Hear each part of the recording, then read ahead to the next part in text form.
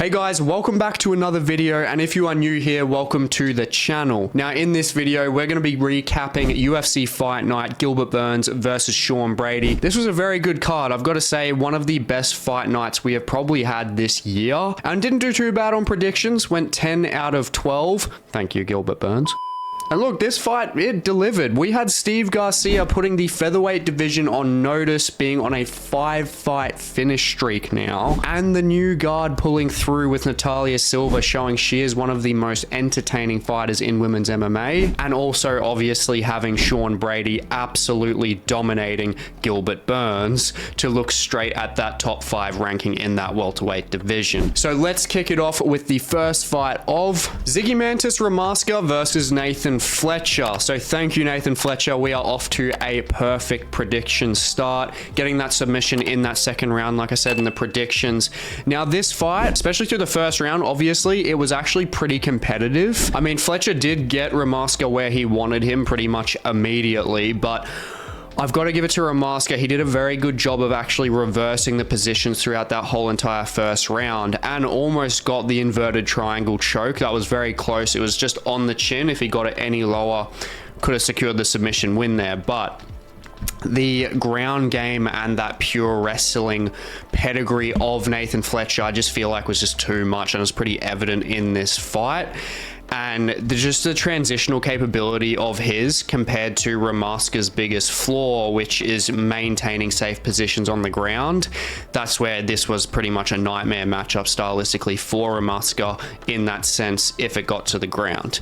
Because Fletcher obviously got the takedown, got straight into side control, and with Ramaska being the taller fighter, as I said in the predictions, if they're in side control, it just makes it that much harder to regain guard and get into a safer position. And Ramaska obviously couldn't do that. And with Fletcher's capabilities on the ground, getting that arm triangle finish, perfect performance from Nathan Fletcher to get this one done. You know, getting straight into full mount, just jumping straight over and sliding across and getting it done.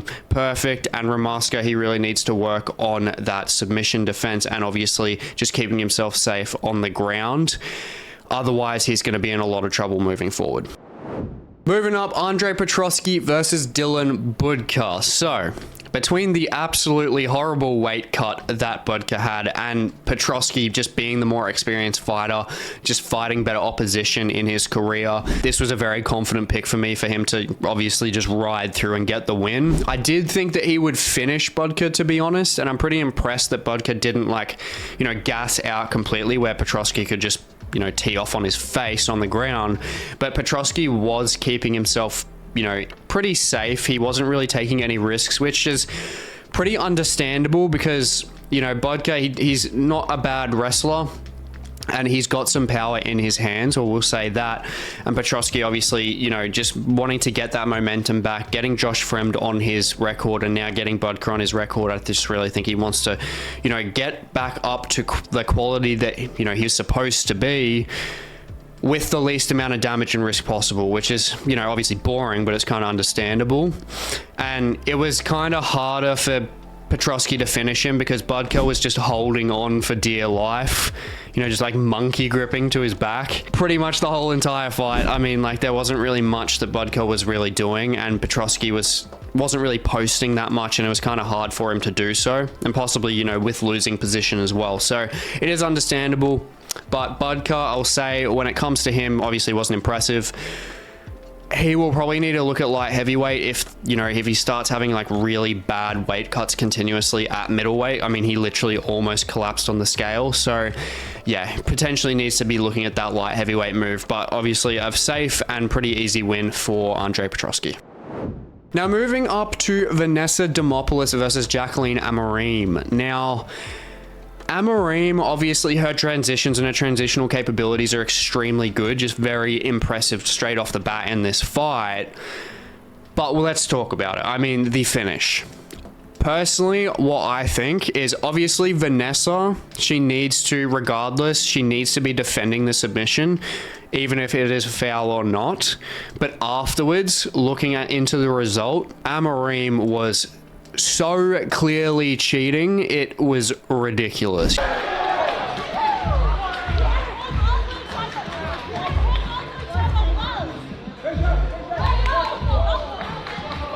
it should, honestly, I believe it should be a no contest. I have Amorim in my predictions, but I am completely non-biased in this. I think that it should have been a no contest completely. You know, it was blatantly cheating. She had her fingers in the glove, dragged Demopoulos completely out of position. And the biggest issue with that was if Vanessa Demopoulos wasn't getting dragged like that, like her obviously her arm out of position, she honestly looked like, I'm 90% confident she was going to reverse that position and she was at least going to get back into a neutral position, back into full guard. But obviously that's not the way it went. And I think, you know, with the commission, really need to take that into consideration in terms of, you know, if Vanessa Demopoulos was actually going to be getting into a neutral position and it was clear that she was honestly going to reverse it, that could have completely swayed the fight. And the reason why she lost is obviously the armbar, but it was set up by a completely illegal move in terms of grabbing the gloves. So it's very frustrating for Vanessa Demopoulos, I will say that. That doesn't take away from Jaqueline Amorim. I'm confident she was definitely going to win the fight. She was running circles around Demopoulos on the ground. But you can never just count someone out, and winning by cheating just isn't obviously the way to go. But Amorim, very good transitionally on the ground, very dangerous moving up that strawweight division without a doubt. It's frustrating for Vanessa, but we move. Now moving on to the first loss that we have on our predictions, Yizha. So look, Santos, I will say, looked fantastic. I could not argue at him at all. Honestly, he looked very good. And that's obviously credit to the murderer's row he did have. You know, fighting David Onama, taking Lerone Murphy to a split decision as well. Extremely impressive. I just definitely thought that Yizha, his gas tank was holding up the whole entire time, and Santos was dragging out towards the third round, I'd say. But Yizha, just stylistically, he did not play the right game. Obviously, he had 4 of his takedowns stuffed, but he should have been shooting a lot more than 4 times. Realistically, Yizha is very aggressive, just a bulldog when it comes to that ground game, and he just didn't exercise it enough. Gabriel Santos, way faster than him on the feet. Very, very good hand speed. Great counter striking as well. And he mixed up his strikes very well. Honestly, like, he just had a clinic on the feet. Gabriel Santos is very good. He's obviously, you know, just been thrown down because of the murderer's row he did have, and he hasn't had the greatest start in the UFC.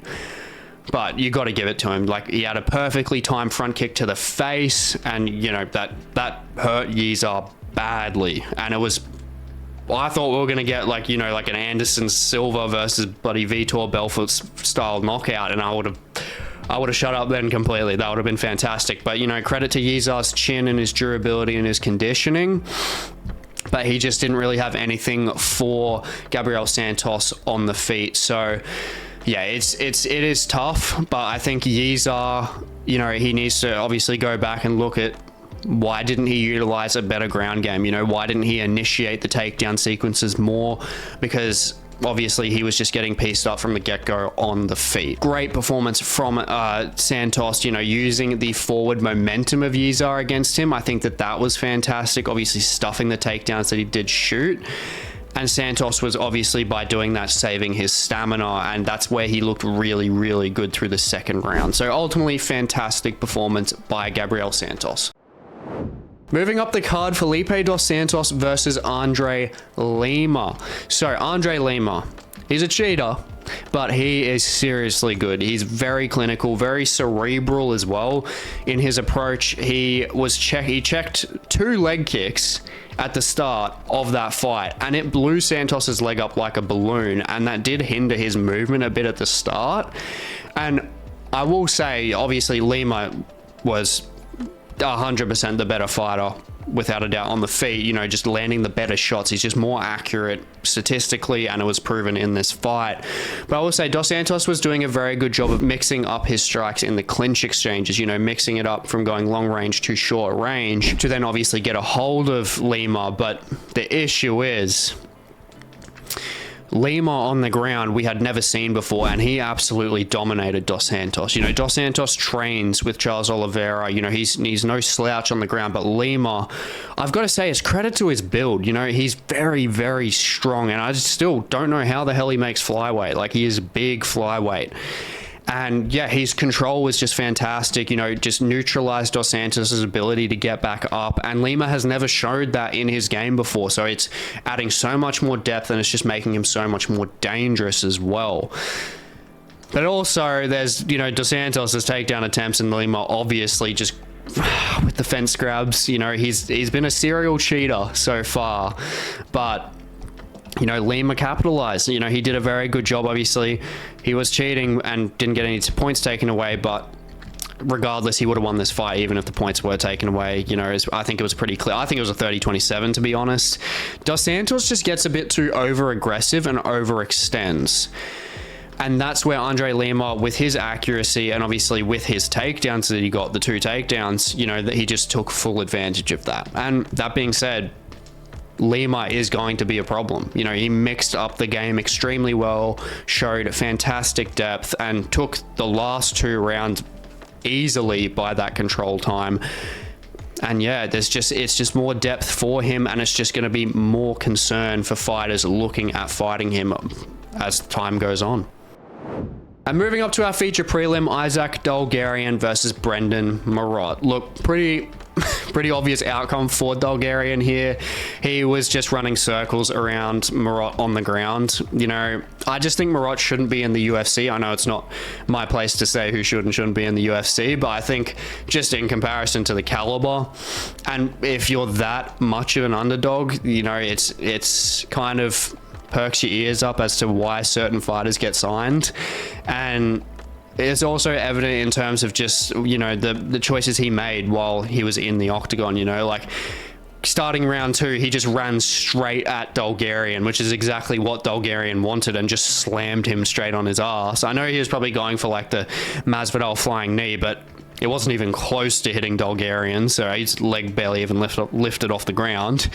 But even though Dulgarian just destroyed Marotte, like, I still, as I said in the predictions, I still just don't like the odds. You know, I don't care what fighter you are. I just think when it comes to those kind of odds, you know, you never know. Brendon Marotte could have knocked Dulgarian out, and that's just insane. You know, with Dulgarian being like $1.03, like a ridiculous favorite, the biggest the UFC has ever seen. With odds like that as well, it's a full expectation that Dulgarian gets a finish in the first round. I believe the odds for Dulgarian finishing the fight in the first round by a KO was somewhere around like $1.30. Like, that is less than, you know, most odds that you have for a fighter winning a fight outright. It was just absolutely insane to me. And look, he didn't even finish the fight in the first round. That's where, from a betting perspective as well, especially, you just got to be extremely careful when it comes to these kind of matchups, and in terms of, you know, oh, they'll get a first round finish easily.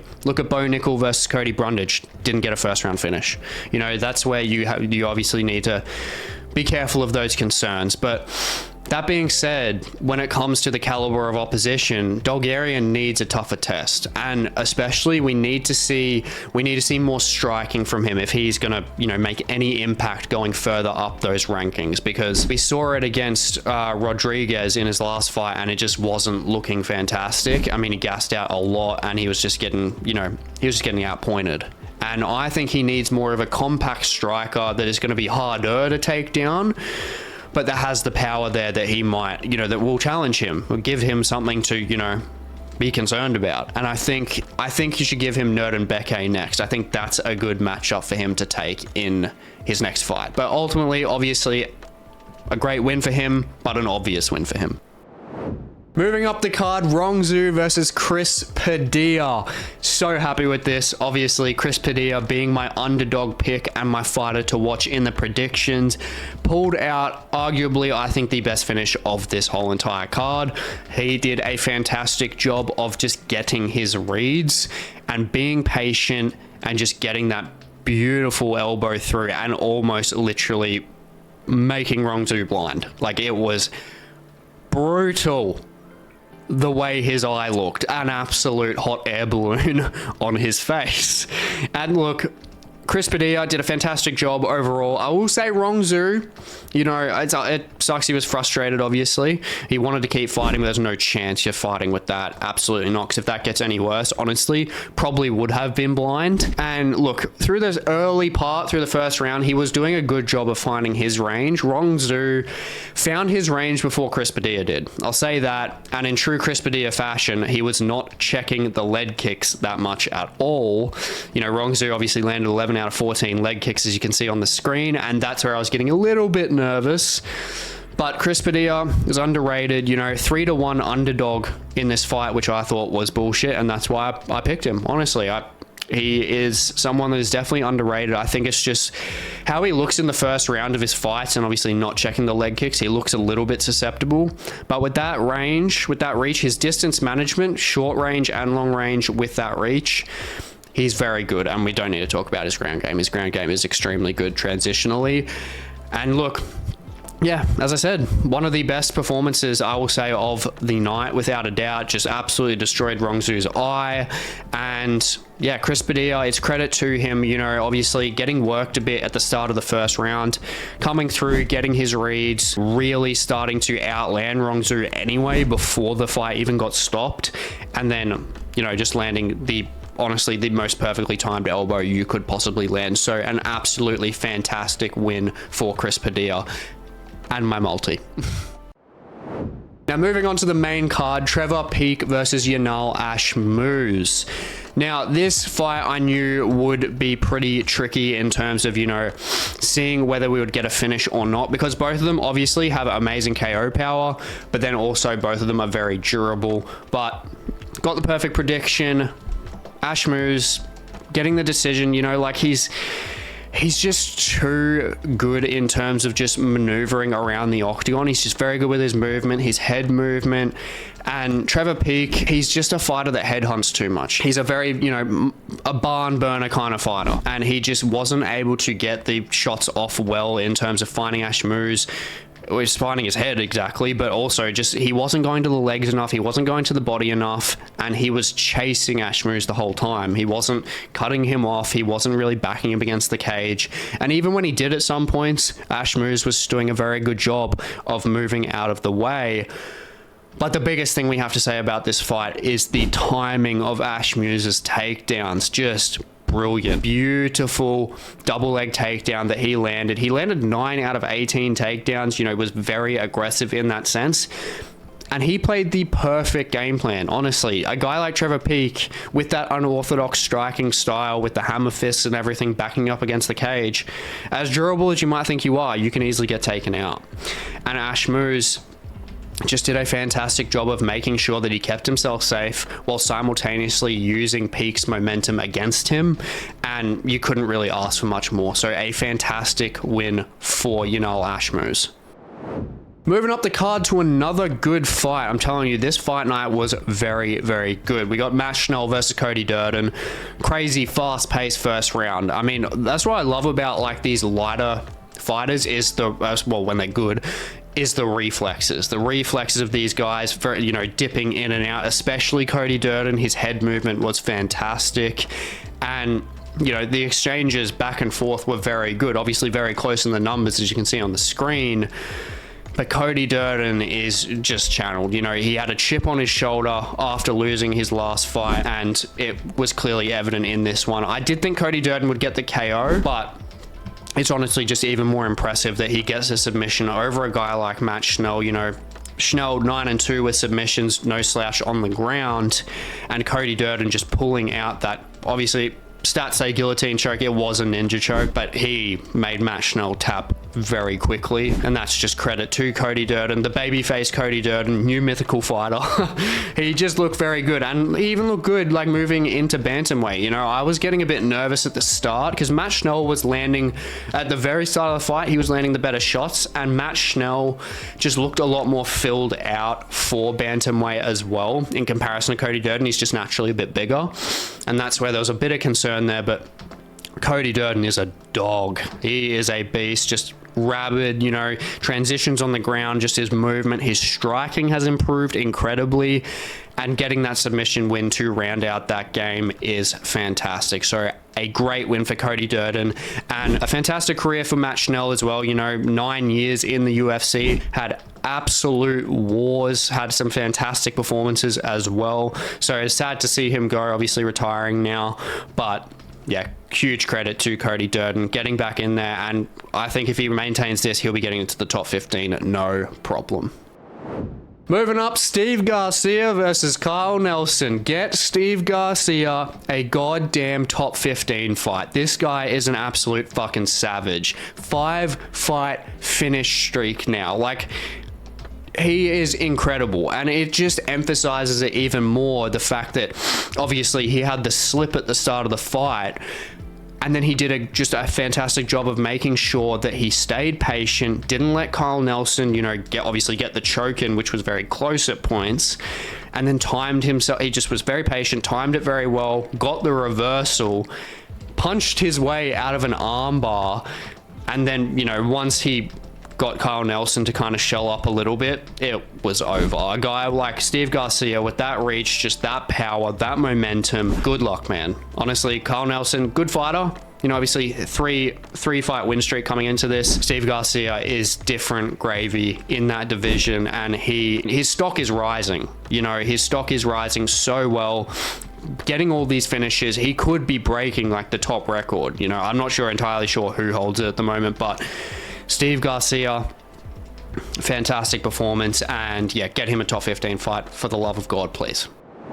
Moving on to our co-main event, Jessica Andrade versus Natalia Silva. Now, this fight did not disappoint, without a doubt. Flyweight women's fights, honestly, I will say, hot take, more times than not, they are good fights. And having Jessica Andrade, obviously a veteran, you know, just swang and bang kind of style, just really a pressure heavy fighter, against Natalia Silva, who is without a doubt one of the most entertaining women's MMA fighters that we have at the moment by a country mile, because of her striking style and her confidence when she does strike, and her movement.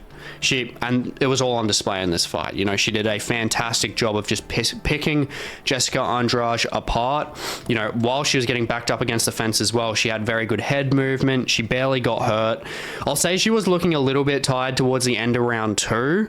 She was looking at the clock a fair bit in the clinch exchanges, but credit to her, but also credit to Jessica Andrade. She did a fantastic job of pressuring Natalia Silva when she was supposed to do that. You know, you can't give someone with that good a taekwondo base that much range, that much reach, you know, that much distance, and especially as Jessica Andrade is like tiny. So yeah, Jessica Andrade, I don't think she could have done anything better. I'll say, I just think Natalia Silva is just better than her. She's just an evolved fighter in comparison. And, you know, Andrade did land some fairly good shots in there, but Natalia Silva, front leg side kicks for days, you know, just sent Jessica Andrade flying halfway across the bloody octagon. And, you know, just the strikes in the exchanges as well. She outlanded her, pretty much doubled her strike output as well. And yeah, there's just not much else to say in this fight, really. Natalia Silva, fantastic striking, just a very good striking arsenal. She mixes it up very well. There was like front leg side kicks, axe kicks. There was very good combinations with her boxing as well. And that's just going to make her none other than a fan favorite moving up that division. And honestly, she has to be getting a title eliminator fight straight after this. And moving on to the main event, Gilbert Burns versus Sean Brady. Now, I will say, like, obviously Sean Brady dominated Gilbert Burns. You know, fantastic performance from Sean Brady, gets him a shit ton of confidence back as well. And moving into that top 5, Gilbert Burns and Sean Brady together, I was just really happy to see that we got those exchanges on the ground. They were just like mesmerizing, the way they both out transitioned each other, especially Gilbert Burns. I will say, even though he got wrecked, he did a very good job of staying safe and putting Brady in some pretty bad positions in terms of just obviously those wrestling exchanges against the cage and on the ground. But Brady was obviously pulling away with it towards the end of the fight. There was a couple of moments for Gilbert Burns. There was a flying knee in there, which clipped Brady. Didn't get full force, though. And Burns hurt him. I think it was in the second round. Just had a strike come over the top and just push Brady back a bit. Brady's volume in this fight, 251 strikes to 71.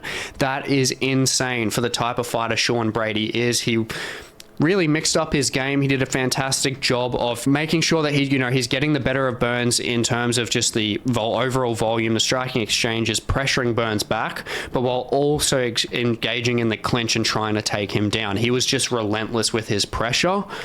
And moving into that third round, it was 2-0 to Brady confidently, but that's where it was pretty obvious to everyone that Burns was really trying to wait it out to see if Brady would gas, which is what I said in the predictions. I would think that he would, kind of obviously pace himself, wait to see if Brady gasses, because Brady doesn't have any actual straight 5-round experience. He's only been to the 4th round before until now. And obviously Gilbert Burns was trailing. He was 0-2. But then Gilbert Burns was really just looking for that Hail Mary shot. And he really needed to pressure Brady against the cage, which he was doing. But the issue is he was more so just trying to get him down.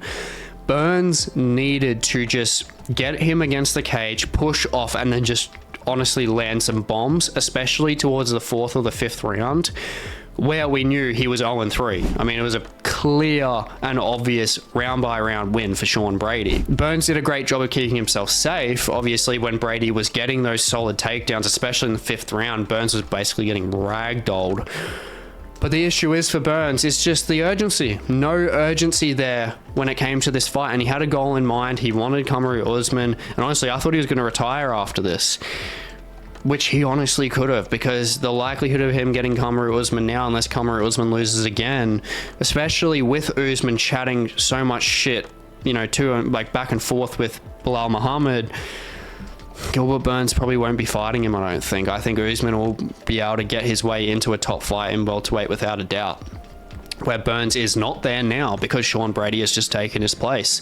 Now, Sean Brady, he is obviously looking fantastic in contrast to obviously the Belal Muhammad fight, but I think that he needs someone like Kamaru Usman, not to rub it into Burns. I think he needs someone like that next. I want to see him fight someone who is honestly as strong as Brady. Brady's biggest strength is his strength. His back is massive, and he's obviously got very good jiu-jitsu, very good wrestling. But I think fighting someone like Kamaru Usman who can match his strength, and Usman, very good switch stance boxer, I think that's where that test is really going to be for Sean Brady, to see if he is that championship caliber fighter. But overall, fantastic dominating performance for Sean Brady to get that confidence back and move up that welterweight division. Now, looking at the Fight Card Awards, kicking it off with the fighter to watch, Steve Garcia. There's not much I really need to say about this guy. He is just a finishing freak. He is just doing a fantastic job of just absolutely bowling down every single opposition he has, every single opponent he has. He's getting a bit of rest now. He said after this he's going to be taking a bit of a break because he's been extremely active, just been a fight night terror.